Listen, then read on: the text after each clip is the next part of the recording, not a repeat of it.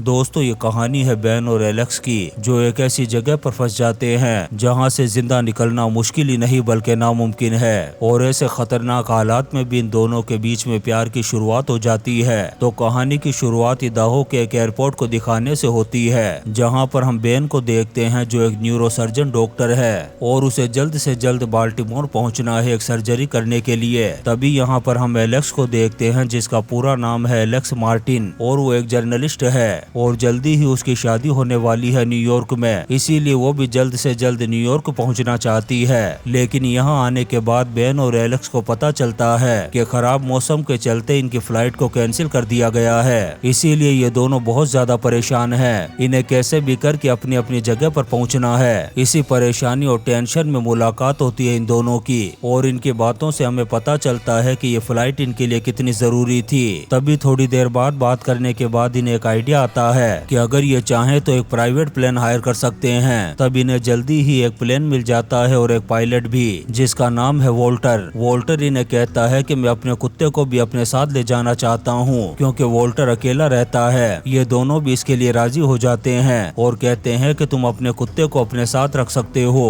और अब शुरुआत होती है इनके सफर की। वोल्टर इन्हें लेकर के उड़ जाता है। थोड़ी देर सफर करने के बाद वोल्टर को हार्ट अटैक आने लगता है। ये उसे संभालने की बहुत कोशिश करते हैं, लेकिन वोल्टर की हालत में कोई सुधार नहीं होता और जल्दी ही ये प्लेन क्रैश कर जाता है, जिसके क्रैश करते ही वोल्टर की मौत हो जाती है और ये दोनों भी घायल हो जाते हैं। लेकिन सबसे ज्यादा जख्मी होती है एलेक्स। उसके पैर में एक लोहे का रोड घुस गया था, लेकिन बेन और वोल्टर का कुत्ता ये दोनों एकदम सही सलामत थे। थोड़ी देर बाद जब बेन को होश आता है तो वो प्लेन से बाहर निकलता है और अपने सामने पाता है एक वीरान और बर्फीला पहाड़, और इन दोनों के अलावा इस वीरान जगह पर कोई तीसरा इंसान नहीं था। इस चीज को देखने के बाद बेन बहुत ही ज्यादा परेशान हो जाता है और सोचने लगता है कि आखिर वो इस जगह से कैसे निकलेगा।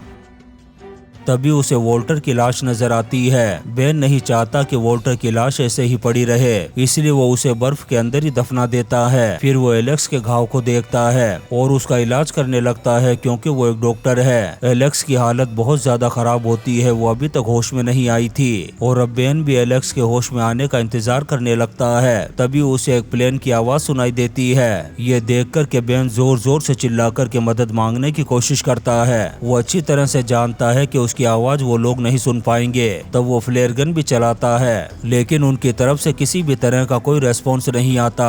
इस चीज को देखकर के बेन पूरी तरह से निराश हो जाता है। तब तक एलेक्स को भी होश आ चुका था। बेन उसके पास जाकर के उसे पूरी बात बताता है और कहता है कि हम एक बर्फीले पहाड़ पर बुरी तरह से फंस चुके हैं, जहां से निकलना मुश्किल ही नहीं बल्कि नामुमकिन है और यहाँ पर दूर दूर तक हमारे अलावा कोई भी नहीं है, इसलिए हम किसी से मदद भी नहीं ले सकते। और जैसे जैसे दिन गुजरेंगे हमारी हालत खराब होती जाएगी, क्योंकि हमारे पास खाने पीने के लिए भी कुछ नहीं है। तब एलेक्स कहती है कि हम ऐसे ही हाथ पर हाथ धरे यहाँ पर नहीं बैठ सकते, हमें यहाँ से निकल कर के मदद लेनी होगी। तब बेन कहता है कि अगर हम प्लेन से बाहर निकले तो और जल्दी मरेंगे, क्योंकि दूर दूर तक कुछ भी नजर नहीं आ रहा। बेन एलेक्स से कहता है कि हमारे पास सिर्फ एक ही रास्ता है कि हम इसी प्लेन में बैठे रहें और मदद आने का इंतजार करें, क्योंकि मैंने आसमान में एक प्लेन को उड़ते हुए देखा था और मुझे यकीन है कि जल्दी ही दूसरा प्लेन भी आएगा। उसकी बातों को सुनने के बाद एलेक्स भी मान जाती है और ये दोनों मदद आने का इंतजार करने लगते हैं। अब वक्त ऐसे ही गुजरता जाता है। धीरे धीरे इनकी हालत भी बहुत ज्यादा खराब होती जा रही थी। तभी एलेक्स कहती है कि हमें बाहर निकलना ही होगा। अगर हम ऐसे ही बैठे रहे तो ज्यादा दिनों तक जिंदा नहीं रह पाएंगे, इसीलिए हमें अपने आप को बचाने की कोशिश तो करनी ही होगी।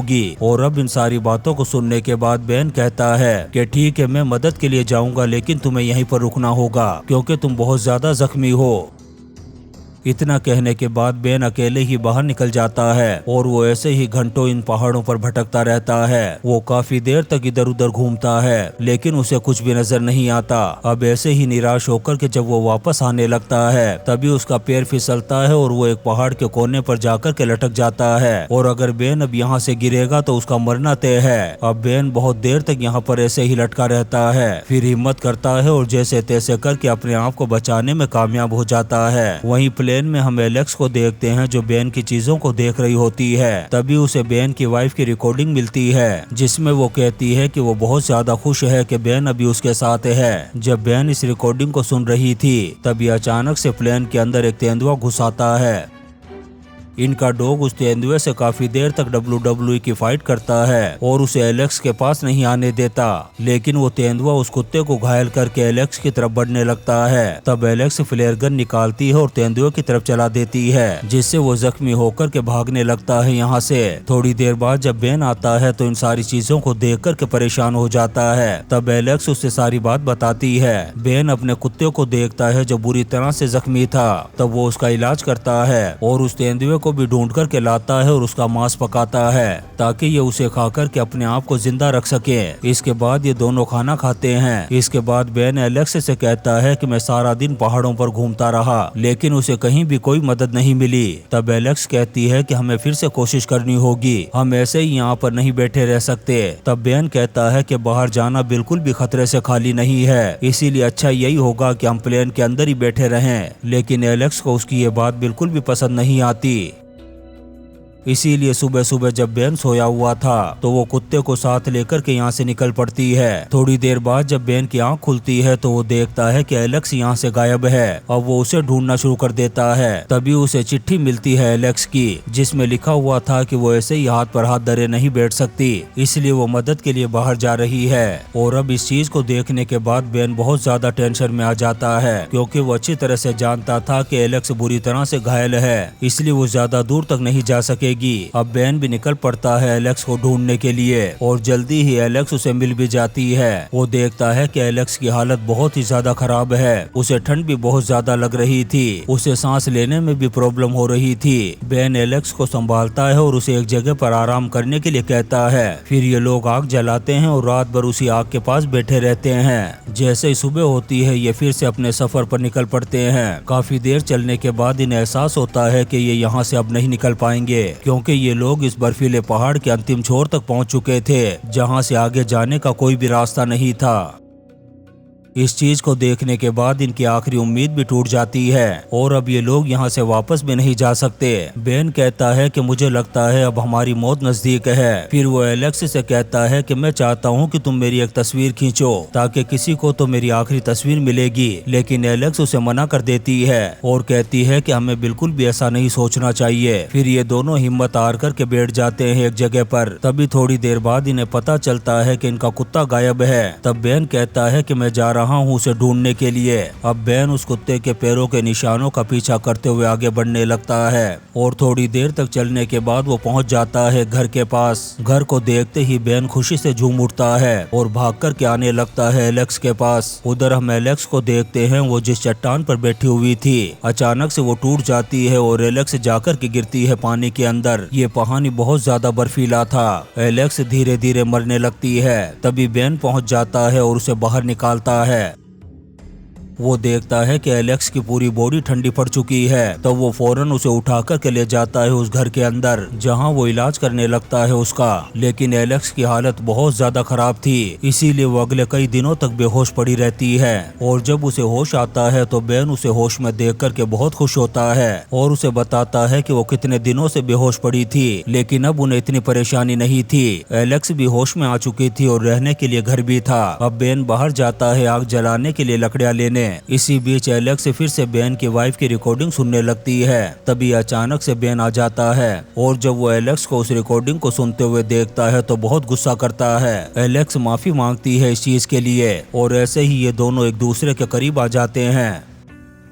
यहाँ पर एलेक्स बेन की एक फोटो भी खींचती है। तब बेन एलेक्स को अपनी वाइफ के बारे में बताते हुए कहता है कि उसे ब्रेन ट्यूमर था। वो काफी लंबे टाइम से इस बीमारी से जूझ रही थी। जब उसने देखा कि मैं उसकी बीमारी की वजह से परेशान रहने लगा हूँ तब वो मुझे छोड़ कर के चली गई। मैंने उसे काफी ढूंढने की कोशिश की, फिर एक दिन मुझे खबर मिली कि उसकी मौत हो गई। इन बातों को सुनने के बाद दोनों इमोशनल हो जाते हैं। तब ये दोनों फैसला करते हैं कि एक बार फिर से बाहर जाने की कोशिश करेंगे और ये दोनों निकल पड़ते हैं। लेकिन थोड़ी दूर जाने के बाद इन्हें पता चलता है कि यहाँ पर एक बर्फीला तूफान आया हुआ है, इसीलिए ये दोनों एक बार फिर से रुक जाते हैं। ये इतने बुरी तरह से थक चुके थे कि यहीं पर सो जाते हैं। तभी इनका कुत्ता जोर जोर से भौंकने लगता है, जिसकी आवाज को सुनकर के आंख खुल जाती है बेन की। बेन देखता है कि वो कुत्ता कहीं पर जा रहा है, तब वो भी पीछे पीछे जाने लगता है उसके। थोड़ी देर पीछा करने के बाद बेन देखता है कि यहाँ पर एक टिम्बर यार्ड है, जिसे देख कर के वो बहुत खुश हो जाता है और समझ जाता होता है कि अब ये जिंदा बच जाएंगे।